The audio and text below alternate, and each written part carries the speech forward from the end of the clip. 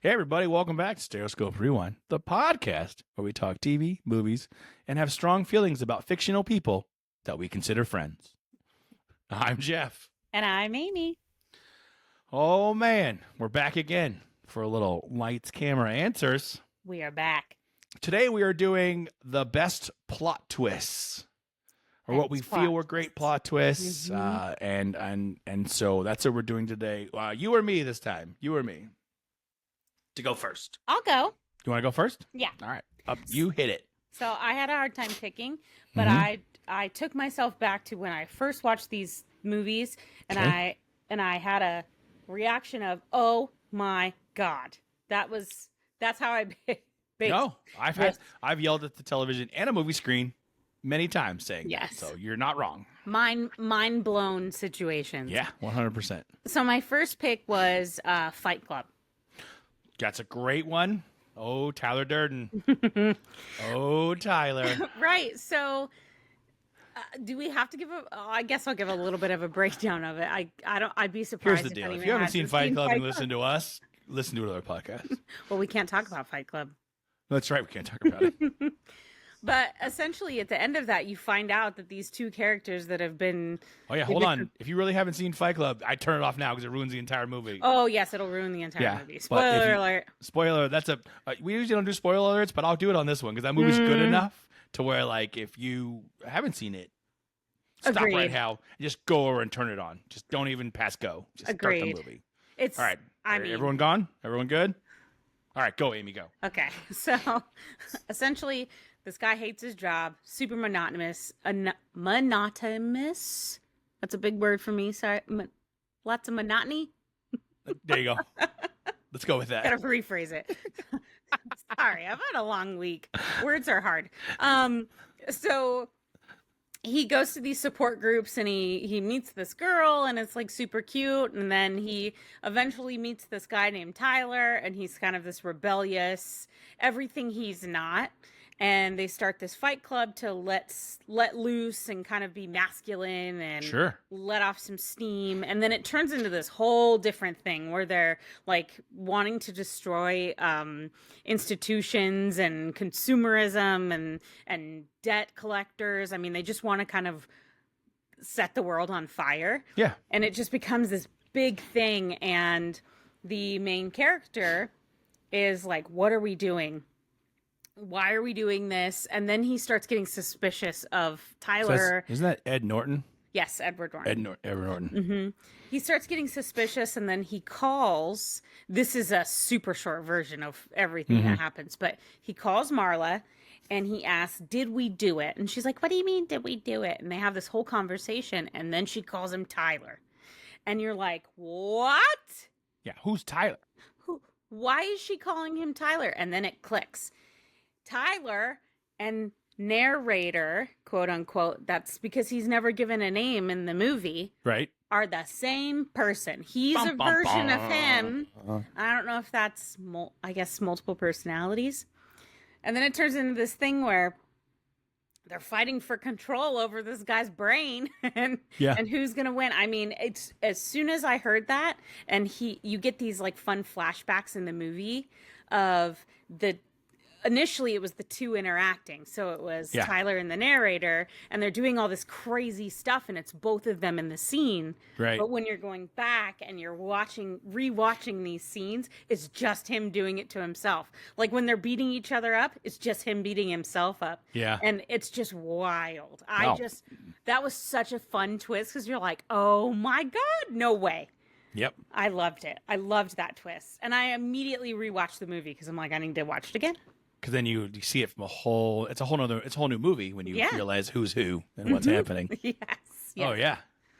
Now, Fight Club's one of those movies where, like, if you like movies at all and you haven't seen Fight Club, stop wherever you are right now in the middle of the road. I don't care. Just start watching. Agreed. Like, just come on. So good. That movie's so love good. That movie. Edward Norton, Brad Pitt at like just young and just striking, just handsome. Helena Bonham Carter. Yep. I mean, everybody in that movie is handsome and strong and beautiful, and it's like the whole thing, and then fight and strong and confident, and that movie's great. That's a good one. Thank you. Classic. Thank you. What was yours? Mine's a little bit of a throwback. Okay. Comes from 1997. It was one of those movies where like it was rare when like people would talk about movies or stuff like, have you seen it? Have you seen it? And this was one of those have you seen it movies like at parties. Because in 1997 we didn't have the streaming and all that stuff, so like you had to go to the theater. And this one came out and it was starred. It was called The Game.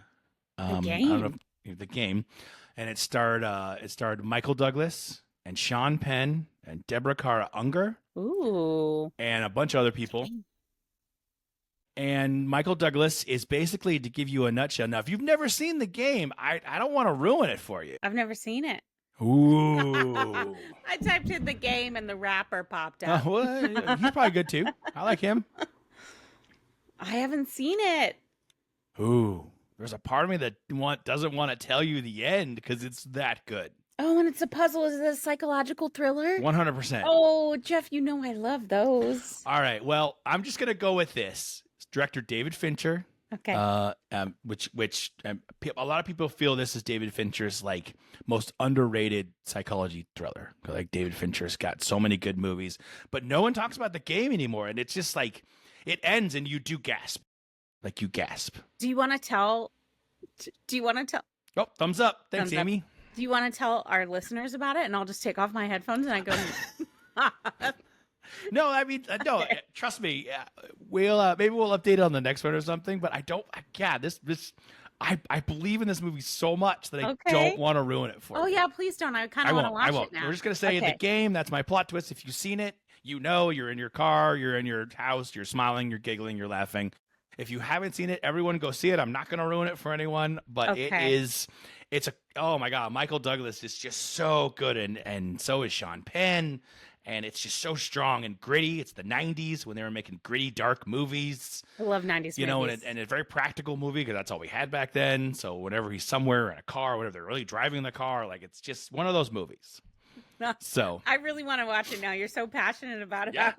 I want to watch it. And you literally have to go the whole distance before you get any payoff. So you're just kind of like, what the? They don't even, yeah.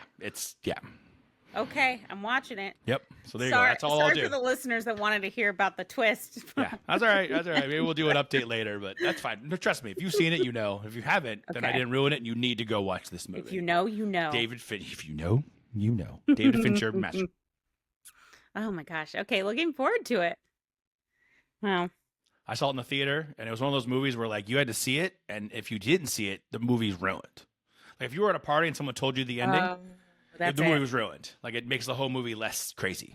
Oh gosh. So it was like one of those things where like you'd be out and people would be like, "Have you seen The Game?" You're like, "Don't tell me." Like that was one of those movies you had to like get to the theater to as fast as possible. Okay. Like, those were very rare back then, but like that was one of those movies. It's kind of like Star Wars and the whole like Luke, I'm your father. Ooh, I'm really looking forward to seeing it. But yeah, Michael Douglas, young Sean Penn. Sean Penn's so great. Oh. Ooh, I'm excited. Okay. Well, maybe I'll watch that before La La Land. Oh, I'd go that over La La Land any day. La La Land is great. They're cute. They're beautiful. They dance. They sing. It's City of Love. There you go. You've seen La La Land. Thanks. Okay. You're welcome. Check. Me and Ryan Gosling. You didn't know who was singing. Okay. Now are we on to your second movie? I think we are. Great. Number 2 for Amy. Well, not really number 2, but her second option. Okay, well, I really hope you've seen this because I want to talk about the ending. Okay, hit me. The Book of Eli. Yep, go ahead. Okay. So post-apocalyptic world. Eli is a warrior / fighter.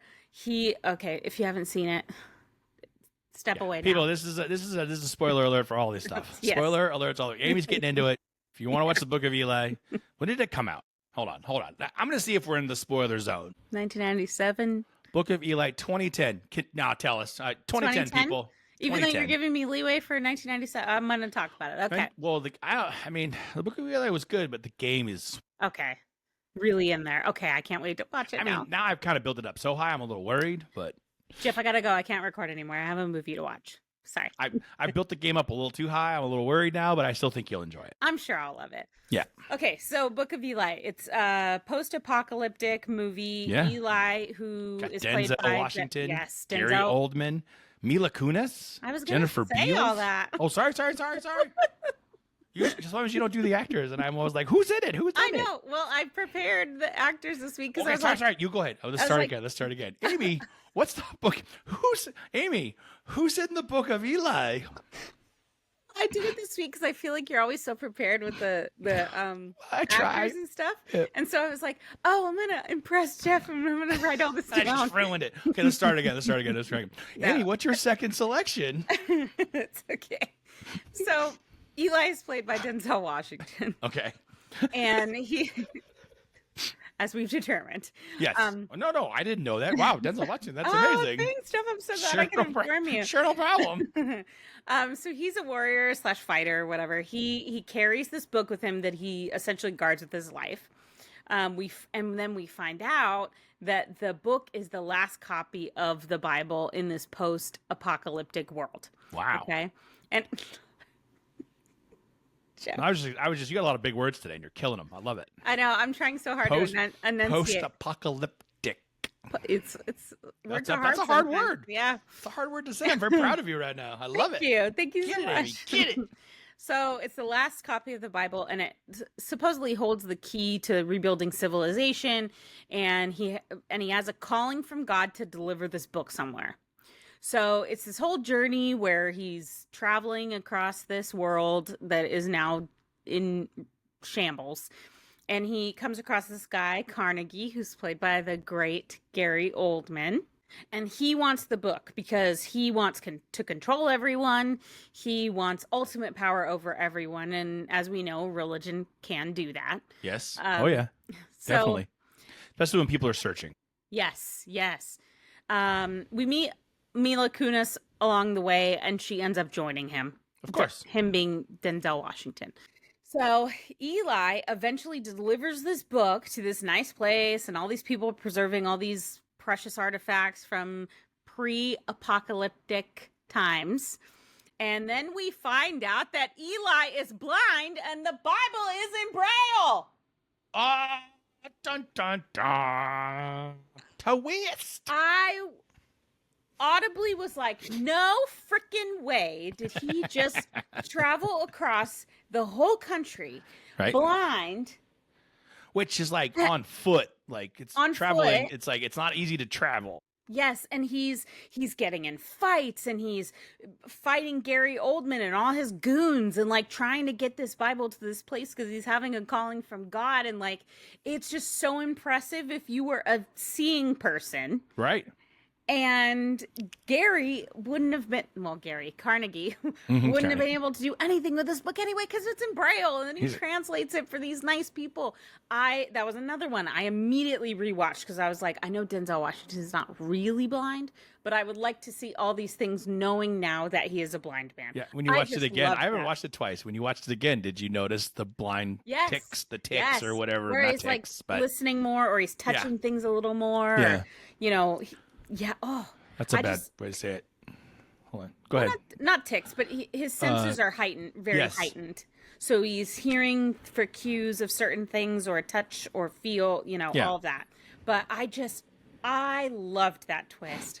I thought he's blind and it's in Braille, no freaking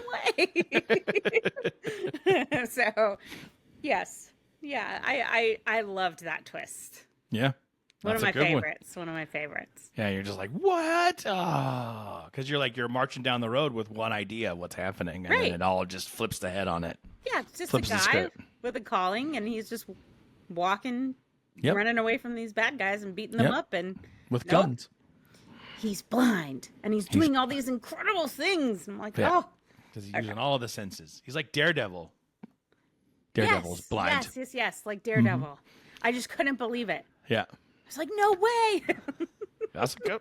Yeah. Oh, I like that. Yeah. Well, Denzel's the man. He is. Well, yeah. He can do no wrong. What was your second one, Jeffrey? Mine was a newer one. It's it was a TV show, and on I guess I want to just put a giant spoiler warning at the beginning of this episode. I'll add that later. Yeah. But basically, mine is the TV show The Good Place. I don't know if you ever watched The Good Place. I've never seen it. Oh man, I don't get to talk about any of my shows today. You can tell me. You tell me anyway. Are you sure? Yes. I probably won't watch it if I'm being honest. Okay, because it's a fun little half-hour comedy show. Ted Danson, Kristen Bell. I know the cast, but Yep. I'm gonna go watch The Game. So that's the only one I get. I want to hear Okay. about The Good Place. Well, The Good Place, people die like Kristen Bell, William Jackson Harper, They Jamil. go to heaven, right? They basically go to heaven, and Ted Danson's like the main angel that like is like, I guess there's neighborhoods all over heaven, and you create your own neighborhood, and then people live in fun. there. So there's like separate neighborhoods because you are paired up with your soulmate in heaven. So if your soulmate died, like you pair them, so you have a pair as your soulmate. And what if you don't have one of those? I don't know. It's heaven. You do whatever they want, I guess. Okay. And so they always have pairs, and they get there, but then slowly but surely, you find out like Kirsten Bell's character, like all of the people that are in heaven that live in the main characters that live in heaven together, they're all terrible people. So they can't figure out why they're in heaven. Okay. And in the end, and at the end of season 1, you find out that they're actually in hell. And this is an experiment to see if they like turn themselves around. To see if they turn themselves around. Like there's many lines of like what they're gonna do. And then the thing you find out later that's really awesome is that they like Kirsten Bell's character, who was Eleanor Shellstrop, I think. So I can't say that right. She thinks it's one day, but he keeps resetting the neighborhood because he wants because I think I'm coming back to me now. Ted Danson wants to show that he can create a good neighborhood with bad people, and they keep disappointing him. Like they keep doing bad things. Oh, so I have a question. Ted Danson comes to like the leaders of the spiritual world and is like, I can make these people good, and then they just keep disappointing him. Okay, so Ted is actually an angel that is a good angel in No, heaven. he's a bad angel. He's a bad guy. Oh, he's bad. Okay. He's bad. But he pretends like there's like they always like every time he resets it, they like wake up in a waiting room, and they're always like Michael will see you now. His name's Michael, and they walk in and he's like, hi, yes, you're dead. And he has to explain to him every time that they had died. So they know. Yeah. And then what's fun about the show is they keep kicking back into real life. So you get to see like Eleanor being a jerk at like the grocery store or whatever. And then like, and every character, like some characters look perfect, but they're not, because they're like, so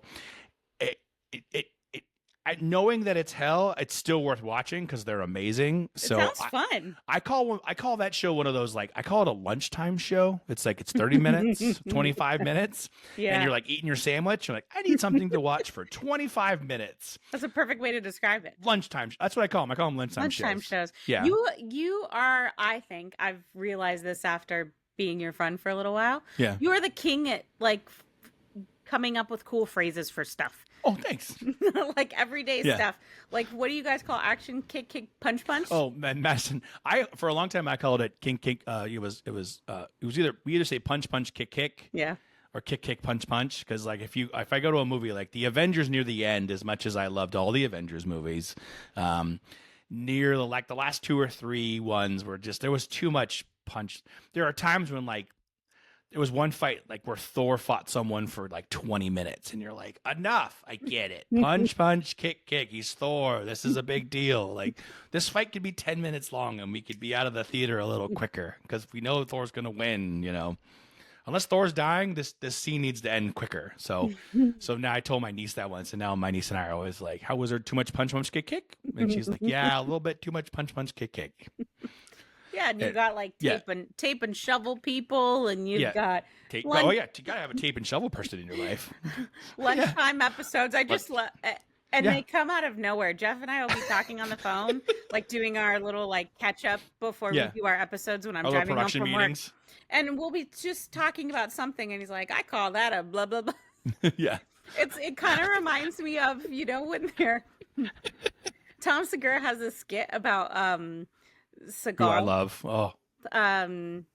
Steven Seagal. Okay. Where he's like, Steven Seagal has this shows and he just makes up phrases where he's like, they call that helicopter a skippy. You know why? Because it goes skip, skip, skip, skip, skip. Yeah, that's all right. I'll be in the same sentence as Steven Seagal. I'll take that all day long. So I just feel like sometimes it'll just pop out of nowhere. Or just be like, I call that a so-and-so. And I love it. Well, it's like, that came up to me a long time ago because it was like, it's such a thing where like I worked from home and right now I'm working from home. And it's like, you'll make your lunch and you're like, I don't want to start a movie because then it's like 3 o'clock and you haven't done anything and you're mad. You know, it's like you got to stay focused, but you want to watch something.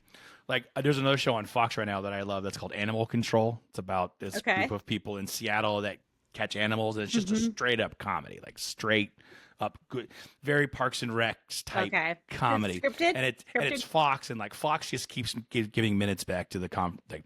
Fox shows now are like 21 minutes long. Like like the shows are just getting shorter and shorter and shorter. I'm waiting for shows to get to like 15 minutes, and then everyone's going to be like, why is there like only half of the half hour? It's a scripted show? It's a scripted show.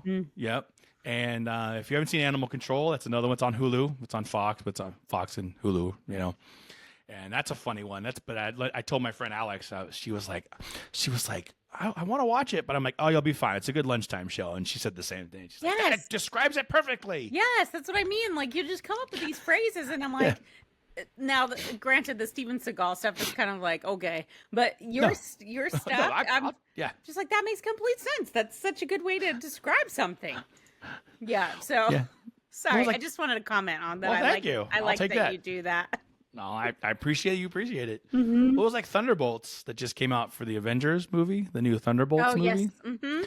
And like that one's like, I expected more punch, punch, kick, kick, and there was a lot more talkie.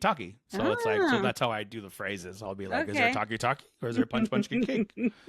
And like this one, they like talkie a lot more, and there was less punch, punch, kick, kick. So somebody got in somebody's ear and was like, let's shrink it down a little bit. We need to do a little more character. Let's do a little more, just a smidge. Just a little. We want it because they're great characters, especially the Thunderbolt, the cast-offs. I love all the cast-offs. I'm excited to see it. Oh, I highly recommend it. Not before the game. No, the game. You if you don't watch the game the next couple of days, I'll be sad because that movie's fantastic, and you love the psychological thrillers, and it's just that '90s shot on film, so it has that dark grit to it. Yeah, nothing's digital. I like it. And Michael Douglas is so good. He's that. Very similar character to like Wall Street. That greed is good. He's a financial guy, big time financial guy. So very similar character to Wall Street. I want to watch all the things that you just talked about. And The Good Place, I can't. And even though you know the twist, you still should watch it. It sounds fun because they do a lot more than that. Then they get into this whole thing where like Hell doesn't believe that it's working, and they want to come and take it from him, and he fight, and then they kind of like start working together. Like Michael finally lets him in on the joke, and then like they're starting to work together to work against Hell, and then they bring in the one that controls it all, and it just gets chaotic. And you got Kristen Bell just being Kristen Bell, like she just does that thing, and they can't swear, so whenever she wants to say like an F word, she'll be like, fork, because they can't swear. So every time they swear, it's some other word, which is really funny. So like online, if you ever see like fork, it comes from or fork you, it comes from The Good Place. Okay, I want to check it out. It actually sounds very entertaining. So those were our favorite twists. Please listen. Please listen. Well, if you enjoyed today's episode, I think we should just make this up every time. Something new. Okay. Like, subscribe, review, make a comment, tell your friends, tell your mailman, tell your mail person, tell your UPS driver, tell everyone. Yell it from the car. Tell everyone. Stereoscope Rewind. Those two are amazing. There you go. There's your script. You should watch it. And then they'll say like, I haven't heard it. You'll be like, oh, you should though. It's almost as good as it's better than the game, but it's still, the game is amazing. So funny, Jeff. Well, that's what I would say. Yeah. I'd be like, did you see the movie The Game? Yeah, that movie was amazing. Oh, this is better. I mean, the game is up there. Better. But this is better. Like and subscribe. We hope you enjoyed. Thank you for rewinding with us. I have to enunciate rewinding because every time I hear it back, it sounds like I'm rewinding it. I'm mumbling it. So. Should we give you a new word? Thanks for... I don't know why rewinding is hard for me, but... That's a tough one. Thank you for rewinding with us. Toodaloo!